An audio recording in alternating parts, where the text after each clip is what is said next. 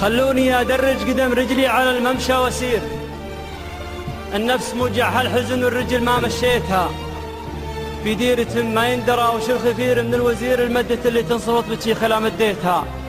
الناس اللي مريتها كأنك مع موكب الأمير، تلد فيك عيونها والعين ما لديتها. الدمع يدور للسبب والضيق ما منه مطير، وعيون خلق الله تحرى دمعتي وخفيتها. بغيت أهل الدمعة اللي كانها دمعة غرير، لكن ذكرت أغلى من الدمعة ولا هليتها. أدخل على الله من ردى حظي تأنيب الضمير، ومن كلمة نظريت لانطقها ولا كنيتها. ومن طيحة عزوم الكبير اللي خلقها الله كبير، حاجة يميل إلا حشمت أفعالها كفيتها. تطريع علي ثنتين تكويني على الضلع القصير، الأولى في خاطري والثانية يا ليتها ما بينت خلة عزيز القوم في عين الضرير اللي عيونه شافت الخلة وأنا ما ريتها. شدت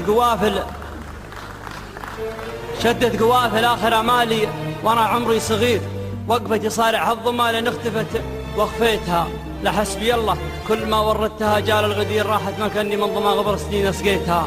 راح الكثير ولا بقى غير القليل من الكثير، 3-4 سنين من العمر عديتها، ما خدت منها غير عشقي دانت البحر الغزير، لعيونها خليت أغلى ما ملكت وجيتها.